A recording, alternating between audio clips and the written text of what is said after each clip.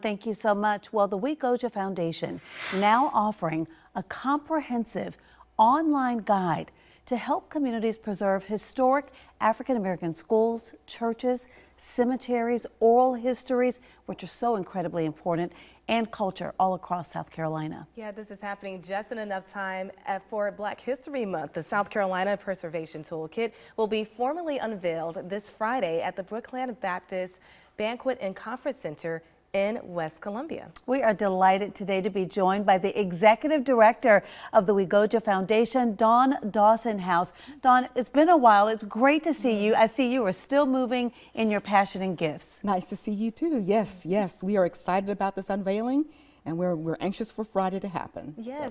So what can we expect at the event? And I do want our viewers to know that I am so honored to host this event. This is so exciting. But when you talk about Black history in South Carolina, there's so much to preserve. Right. So first of all, the Preservation Toolkit gives people resources to do the preservation themselves. What we recognize is that people abandon projects all the time because they cannot find the funding, the historians, the architects, or whatever, to complete their work. So what this toolkit does is compile all that information together for people so that they're able to find everything they need to complete their projects. It shouldn't take 7 to 10 years to get a historic marker, or to mark your cemetery, or to find ways to preserve your school. So what we're doing is making it easier for people to reach their goals with this toolkit. I mentioned in the intro there, Dawn, about oral histories in our culture. Talk a little bit about why that's so important, because people, I think some people at any rate, take it for granted that you can just go and look up documents and records and it'll all be there, and that is not the case. No, that is not the case. That is not the case. That's why preservation is important. Right. First of all, preservation has not always included oral histories. It's mostly included buildings, but the African American footprint in South Carolina is not just buildings. It's customs, it's foodways, it's culture, it's traditions, and it's oral history. So our oral history is almost as important as the State House when it comes to preserving and protecting history like that. So yes, oral histories, accuracy about the histories, all those things, trained people to gather and talk about your histories, all of that is necessary, and this toolkit helps you get there. That's so exciting. I can only imagine that it took a big team to put all of this together and research. How did the toolkit come about? We spent 2 years. We spent 2 years on it. The first thing we did was go out into the community and say, okay, you know, Dawn Dawson-House has her idea of what a toolkit could look like, but you tell me how this should serve you. And I was blown away by the fact that I did not know as much as that's out there that needed to be done. There were a lot of things that we could do in the toolkit that I didn't know. So we had listening sessions all around the state. We had people doing research for us to find funding opportunities. We had people doing research for us to find what grants are already out there, what projects are already out there. We're starting some forums. We're starting to talk to each other, and we're trying to get a statewide network together for preservation. Which is wonderful. You know, I referenced earlier that you're still moving in your spirit and gifts, because it was years ago when we met, when you were at the Department of Tourism, I think it was back then, Dawn. But talk a little bit about, because this is a passion for you. Where does this, what is the why for you about why you were so passionate about this work? To be honest with you, tourism's #1 draw, well, in South Carolina it could be golf and beach, but what is distinctive about South Carolina is its history.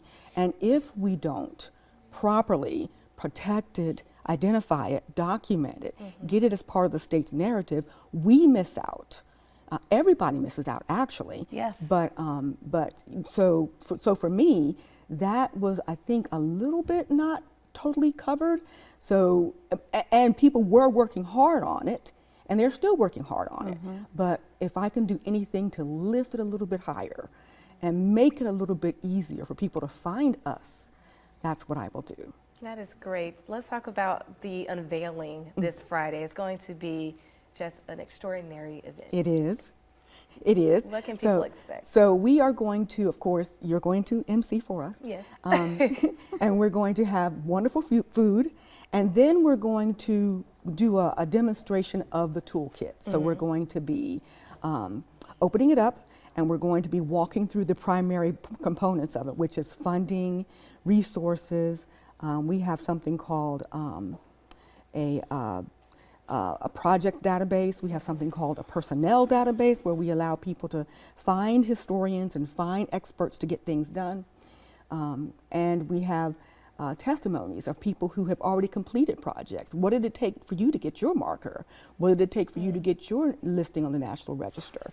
So we have all of that together, and we will demonstrate that at the Toolkit, at the unveiling on Friday, and then we have another special gift to give people once that's over. All righty. It's a surprise. It's a surprise. Okay, I was going to say, I'm going to try and pull it out. I'll make sure you get one, Judy. Well, okay, but I appreciate it. I appreciate it. Listening to you talk about this, and I want to extend the invitation to people who might be interested and who are, able to come to this event. But listening to you, Dawn, made me think about a quote from Marcus Garvey, and I pulled it up to make sure I got it right. But it says, "A people without knowledge of their history is like a tree without roots." Absolutely. 100%. 100%.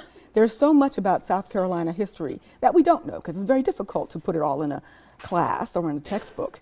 That's why it's up to us to fill in those gaps and make sure people know as much as possible. And that's what I'm doing. Well, Dawn, thank you so much for coming on. Truly appreciated. And how can people attend? Are you still selling tickets? We are. We're even selling tickets at the door. Oh, nice. So if they want to come, just come on. We'll take you in. We're, just come. I'm so sorry. You're good, baby. You're good. Yeah, bless you. You're That good. happens. Yeah. Yep. Well, Friday, February 7th, 6 o'clock, Brookland Baptist and Conference Center. The keynote speaker is Malika Pryor. Before we head to break, tell us a little bit more about Malika. Yes, she is the Chief Engagement and Learning Officer with the International African American Museum. And she's almost second in charge to the director. Nice. So she's going to come and she's going to talk to us about the power of preservation and why it's so important to do this, to have this resource for people to make it easier. Can you imagine African Americans in Abbeville probably have a really good footprint in Abbeville, but we don't know much about it. You know why? Because we don't have the historical markers and the listings on the National Register to tell us about it. So we got to get that done.